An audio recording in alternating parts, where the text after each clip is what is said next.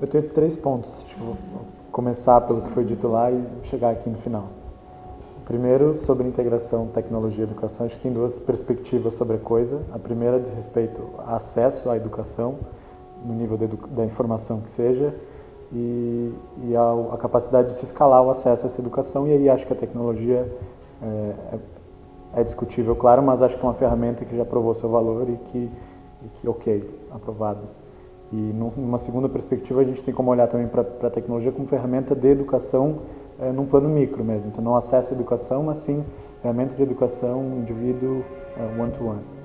E aí, quando a gente fala da tecnologia como ferramenta de educação num plano micro, a gente consegue distinguir, se balizar por um marco aí que é relativamente recente, que é o advento da inteligência artificial. Então, antes, basicamente, pensava-se em software, em código, em programação, como a própria palavra já diz, é algo que tu seta parâmetros e o resultado já é esperado. Isso conflita um pouco com a ideia de adaptabilidade, de individualizar a educação e tal. Com o advento da inteligência artificial, que basicamente, resumidamente, permite ao código se autoprogramar e se reprogramar a partir da relação que uma determinada interface tem com quem usa ela, a gente abre todo um caminho de possibilidades de ferramentas adaptativas de educação, que é o que várias empresas têm feito. A Geek, eu não sei se vocês conhecem, que é uma empresa de ensino adaptativo que tem contrato com o governo. Tem várias plataformas de ensino adaptativo powered by inteligência artificial. Eu acho que é um caminho legal, mas a gente esbarra aí no nosso terceiro ponto, que é justo esse de educar não através da informação, mas de formar, de lidar com mais carinho e mais atenção com essa questão da relação interpessoal.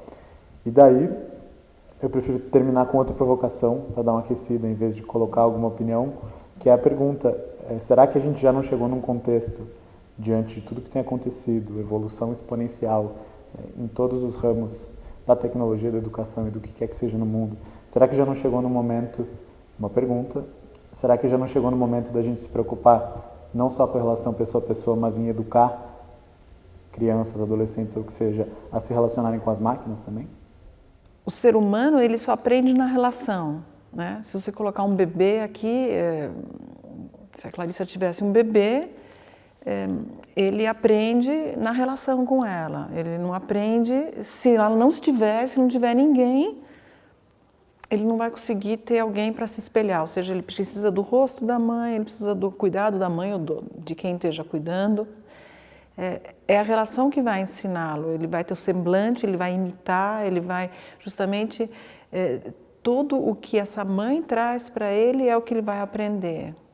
Tudo. De uma anomia total, ele vai chegar a uma heteronomia para um dia chegar numa autonomia. Mas é na relação que ele aprende. Ele precisa desse exemplo do ser humano para começar a fazer o seu caminho do ser humano, né? Aí eu não consigo imaginar uma máquina, né, que talvez precisasse ter o mesmo semblante, porque a criança vai fazer o que essa pessoa de relação fizer, e essa relação precisa entendê-la, precisa acolher, precisa colocar, precisa acariciar, precisa segurar, precisa dar de comer, tirar, pôr, trocar, sorrir, fazer interferências, ou seja, isso é uma atitude de amor, de carinho, de afeto, de relação, de cuidado, é tipicamente humano. E eu não sei como uma máquina faria essa intervenção, né? Talvez ela possa ser programada, preparada, né? Mas o calor, né? Só pensar no tato, o tato é extremamente construtivo, edificante, transformador. Como funcionaria o tato? Precisa ser quente, senão as pessoas não se sentem albergadas. No frio você se sente rejeitado, né? O coração, a gente sabe que o ritmo, coração, pulmão, que a criança escuta na barriga, depois quando você está com a criança na vida, é o ritmo que acalma, que traz um serenar, o calor serena, a atenção. Então eu não saberia como uma máquina faria essa intervenção. E a gente vê que isso vai dos primeiros anos de vida, e isso vai até o ensino fundamental. Quando muda de um sistema ainda um pouco mais atencioso, que é a educação infantil, e se entra no ensino fundamental, que já deveria ser mais quadradinho, né? Mais assim, formal, E a criança ressente porque ela não tem aquele ser que está mais próximo dela. E, na verdade, a gente percebe que a criança, ela aprende na relação. Ela não, o livro é distante dela. O tablet, o livro, as tecnologias, os artifícios tecnológicos ainda são distantes dela.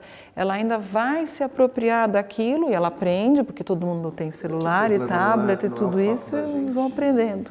Da gente delegar essa parte para o ensino educacional, porque eu vejo que talvez a gente tenha que voltar um pouco e definir qual que é o nosso movimento de nuvem, porque eu vejo bem separado, assim. Educar a criança para ser um ser humano, criar as fundações sociais e humanas, que é papel da escola hoje, boa parte, mas é muito papel da família. E eu vejo a parte formação, até PhD, MBA, pesquisa, virar. Então, eu acho que essa parte a tecnologia pode vir a resolver bem. Eu também não acharia justo com a tecnologia a gente ficar justificando se a gente tem que trocar a mãe, né? Que não é incabível, a gente não pode permitir que isso aconteça. Vamos falar sobre educação. E aí o sistema também, quando a gente fala do governo, a gente está falando tudo numa caixa só. Será que não é desconstruir essa caixa para a gente separar isso para o próprio sistema e falar, não, a gente tem que talvez investir mais tempo nessa parte intelectualizada e conseguir dar a escala aqui e permitir criar núcleos, comunidades, espaços e ambientes que não é datado pelo MEC, não é permitir que as pessoas tenham mais tempo, que as pessoas não dependam tanto do dinheiro para conseguir. Então, eu acho que a tecnologia ela pode muito mais fazer com que essas máquinas substituam as coisas ruins que a gente faz, para que a gente tenha tempo do cuidado dessa que eu queria ter sentado no teu colo, do toque, da temperatura, que é isso que falta. Então, é uma provocação. Mas sabe uma coisa, né, tomando assim, de vocês falando, eu acho que de alguma maneira, isso que você falou, será que não é o tempo de pensar num tipo de educação que acompanhe essa demanda de hoje, que é a tecnologia? Eu acho que ela já está acontecendo, assim. Acho que não de um jeito formal de educação, mas por fora, a própria rede acaba criando isso. Você vê, sei lá, bebês tipo, brincando em tablets antes mesmo de saber falar, assim, isso já está acontecendo. Eu acho que, independente da estrutura, do sistema de educação, essa educação ela já está acontecendo em outro nível. Você vê, sei lá, eu tenho uma prima adolescente, assim, e o quanto que ela assiste vídeos no YouTube e ela aprende 1000 coisas ali, como aquele lugar é um lugar de referência também, de formação, outras pessoas falando e construindo um conteúdo lá que é totalmente fora, né, de, sei lá, de programas educacionais, mas que é um lugar também de formação, né? E o quanto também esse lugar estou pensando aqui dessas possibilidades da internet e tal, como também não acaba sendo um lugar, uma nuvem lúdica, também de muitas pessoas encontrarem, sei lá, seus pares, assim, de... Outras pessoas. Outras pessoas, sim. Mas também um lugar de alguma maneira, viver uma situação lúdica, construir o seu repertório, sei lá, de gostos. Eu gosto de tal filme, de tal coisa. Construir todo um espaço lúdico, assim, de projeção da sua subjetividade, assim. Sei lá, até mesmo videogame, assim, para mim era muito, quando eu era adolescente, era muito esse espaço de alguma maneira complementar uma coisa minha, assim, né? Um jeito de ser através de sei lá, de um avatar ou qualquer coisa assim. Para mim, aquele lugar era muito lúdico também, assim. Eu acho que todas essas questões, a questão justamente de aprender a lidar com as máquinas, eu acho, voltando a isso, eu também concordo. Ela, hoje em dia, é o nosso dia a dia, né? Lidar com as máquinas em vários sentidos. Mas, de certa forma, sempre... Bom, com as máquinas, há muito tempo, que é mesmo antes da era da tecnologia agora que a gente tem, as pessoas lidaram com outros tipos de máquinas, né? E com outros tipos de ferramentas, né? Então, aprender a lidar com uma máquina e com uma ferramenta, ela é algo que veio acontecendo ao longo da história da humanidade. Agora são novas, né? E coisas incríveis, mas que eu acho que o ser humano, tanto num processo de formação, né, de uma criança até virar adulto, quanto na história da humanidade, foi se adaptando de alguma forma a tudo que vai sendo inventado por ele mesmo, né?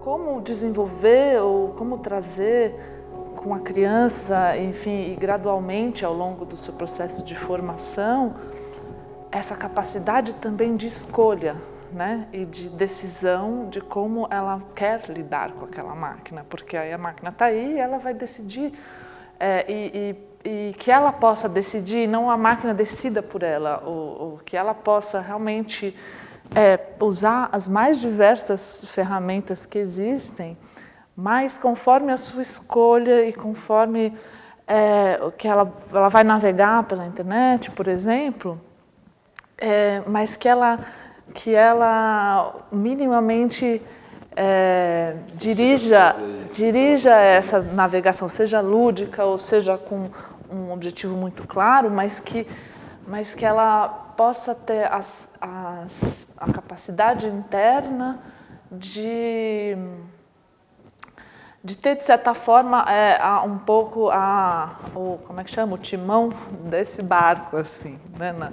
Então, para isso, talvez, sim, eu acho que o processo de educação ele pode ajudar tanto com as duas coisas, tanto com essa questão muito forte do ser humano, então, de ser humano para ser humano, e esse professor, essa pessoa que vai ser a referência, ou pai, ou mãe, ou quem estiver perto, que talvez em diversos momentos tenha que ser o mediador, né, entre algo que talvez a criança ainda não saiba manipular, assim como pode ser uma ferramenta também, uma tesoura, por exemplo, ela vai ter que ser ensinada a como usar, né, enfim, né, mas pode ser uma máquina de alta tecnologia. Então, esse adulto, e isso talvez possa acontecer de uma maneira gradual. Então, talvez não seja lá com um pequenininho que não tenha necessidade de já ensinar a